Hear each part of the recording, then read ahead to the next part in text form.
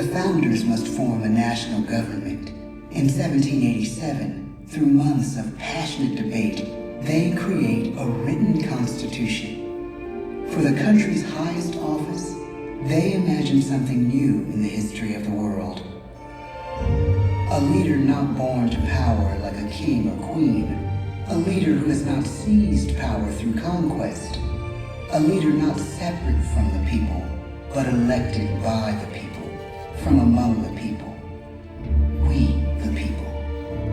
This is a new idea, an American idea. The idea of a president.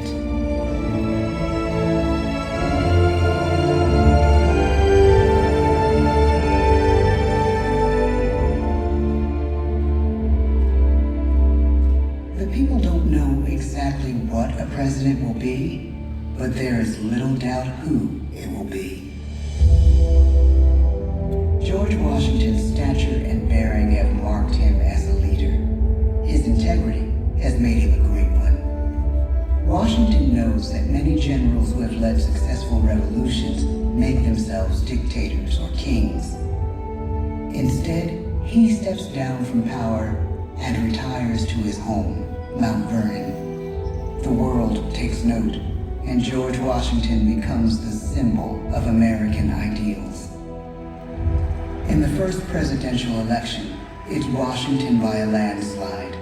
The only doubt seems to be his own. He writes, "Integrity and firmness is all I can promise. Integrity and firmness is exactly what we need."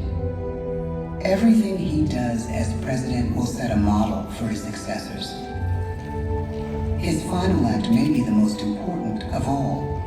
After 2 terms, with no term limit in the Constitution and amid overwhelming support to stay in office, he steps down once again and hands power back to the people.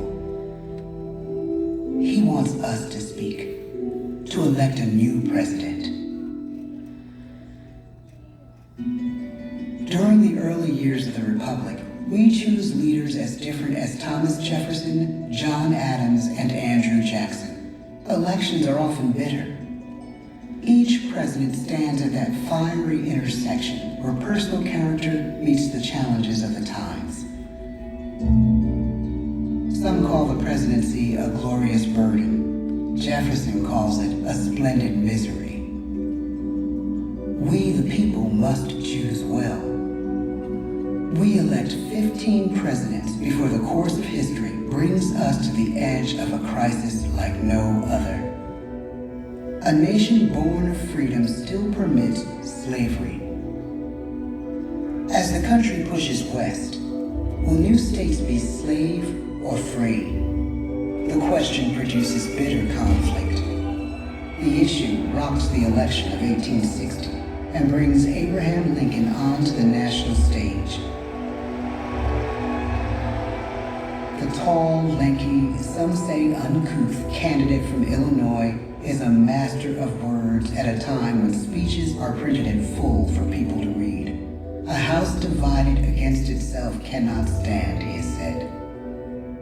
With Lincoln's election, the House does indeed divide. Civil War. 11 states secede from the Union. The war becomes a defining passage in the American story. The president's own inner strength and depth of character changed the course of history. Lincoln had come up the hard way, on the American frontier, desperately poor, with less than a year of formal schooling. His early years were scarred by tragedy, the death of his mother, his sister, his first love. He struggles with depression, but never loses his determination to rise above it. He once said he's driven by a desire to leave the world a little better place for having lived in it. The war rages. Lincoln fights to preserve the Union and end slavery. Neither is a sure thing. At Gettysburg, Pennsylvania, 6 months after one of the bloodiest battles of the war, the president dedicates a cemetery to the thousands of soldiers who died there in words we can never forget.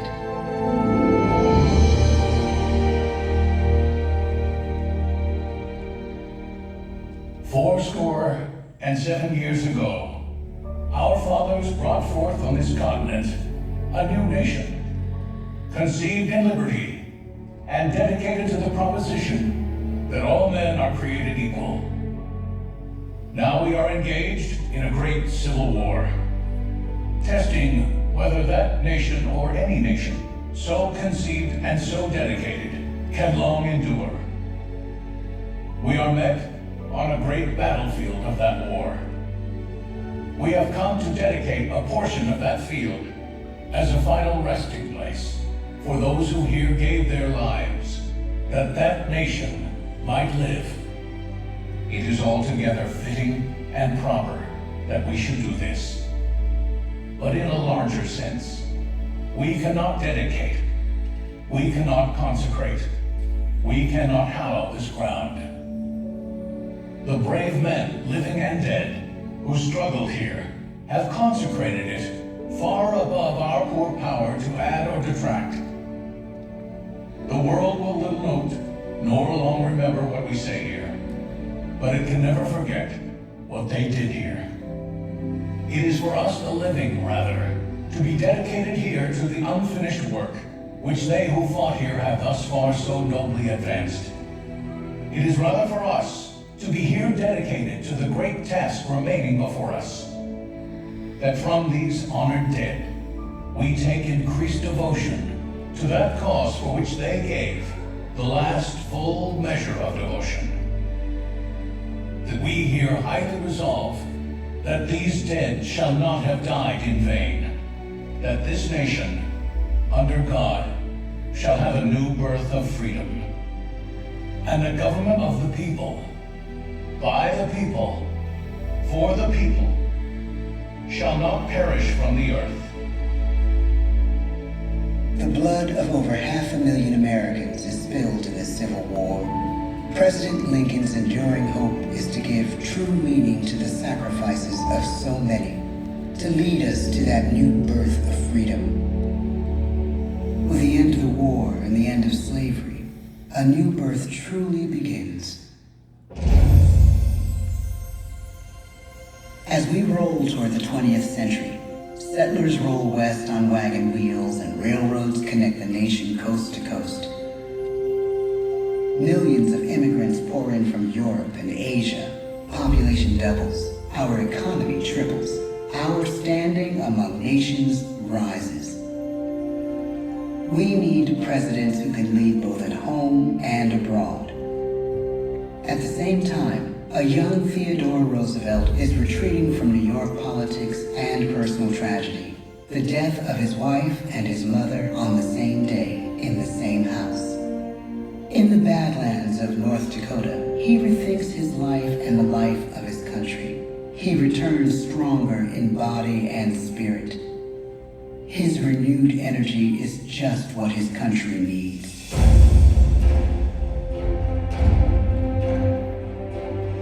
American industry is booming, but social tensions are rising.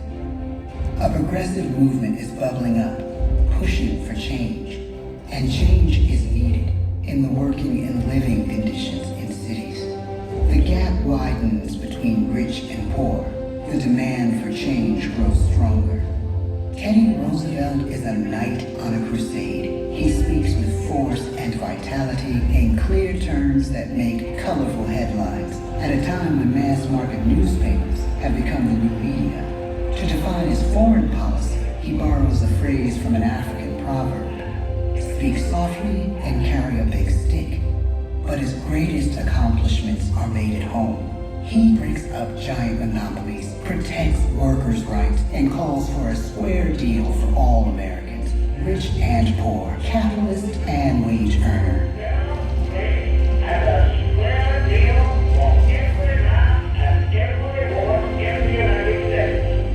He calls on America to be as great as the natural grandeur of its lands.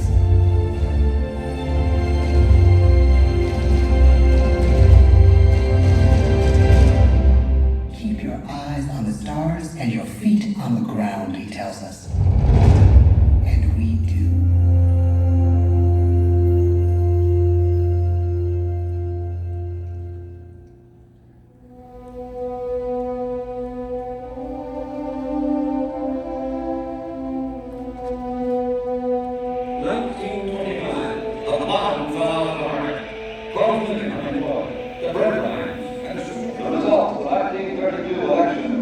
When we elect our 32nd president, it is the worst of times. The course of history and the course of one president's life again shape a turning point in our national destiny.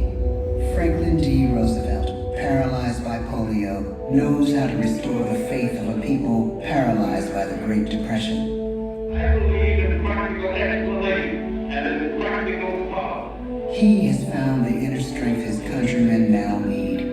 He speaks to us like a friend, a neighbor. His optimism is contagious, his voice perfect for the latest breakthrough medium, radio. He calls us to believe we have nothing to fear but fear itself. And we do believe.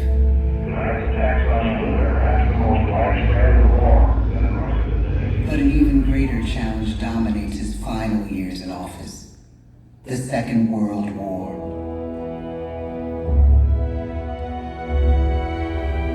We must be the great arsenal of democracy.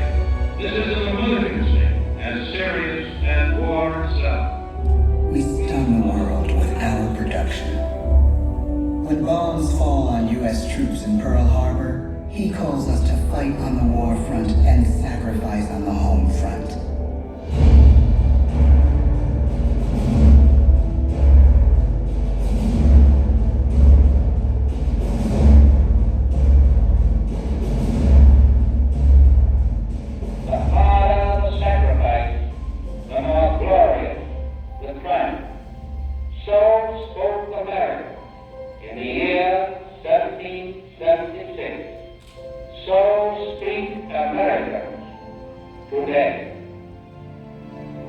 The world changes, the country changes, and yet, in one sense, what we need most from our presidents has never changed.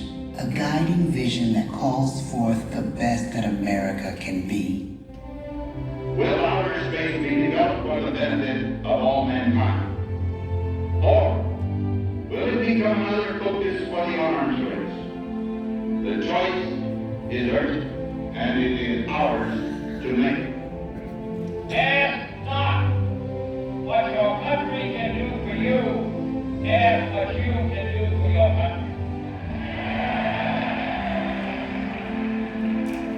But really, it's all of us who must overcome the crippling legacy of bigotry and injustice. And we shall overcome. Only the agreements that President Sadat and Prime Minister Begin are signing tonight is entitled A Framework for Peace in the Middle East. Mr. Gorbachev, tear down this wall. You have lost too much, but you have certainly not lost America. I can hear you, even the world hear you. Loving this country requires the willingness to speak out for what is right, to shake up the status quo as America. Our presidency is no longer just an idea. It is an idea with a proud history. Ladies and gentlemen, the presidents of the United States of America.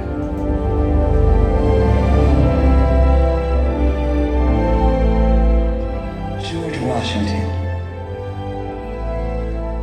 John Adams, Thomas Jefferson, James Madison, James Monroe, John Quincy Adams, Andrew Jackson, Martin Van Buren, William Henry Harrison, John Tyler, James K. Polk,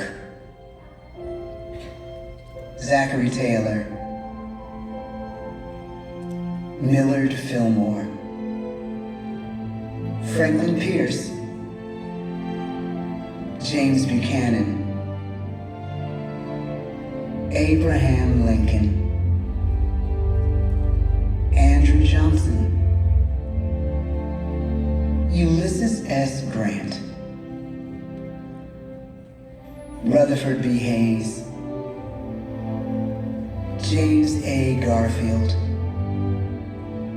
Chester A. Arthur, Grover Cleveland,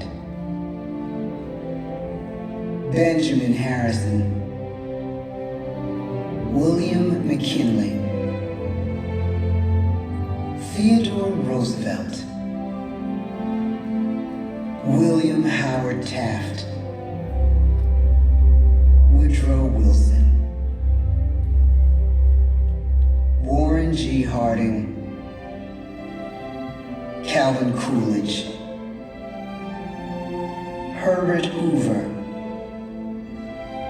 Franklin D. Roosevelt, Harry S. Truman, Dwight D. Eisenhower, John F. Kennedy, Lyndon B. Johnson, Richard M. Nixon, Gerald R. Ford, Jimmy Carter, Ronald Reagan, George Bush, Bill Clinton, George W. Bush, Barack Obama, Donald Trump,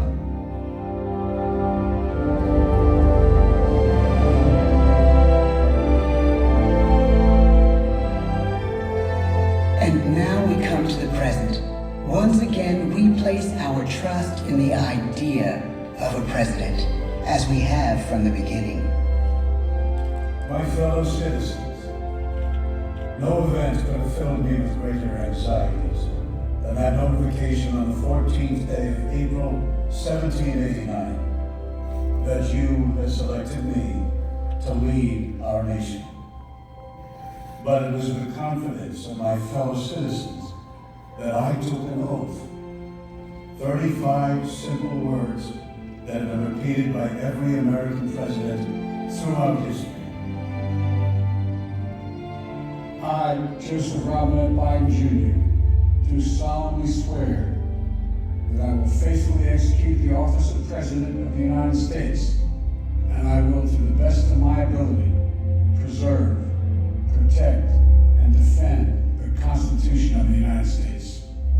So help me God. The presidency of the United States is a role unique in the world, an office entrusted to each president by us, we the people.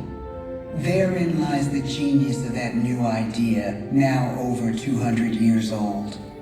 A new idea our presidents have turned into a great American idea again and again.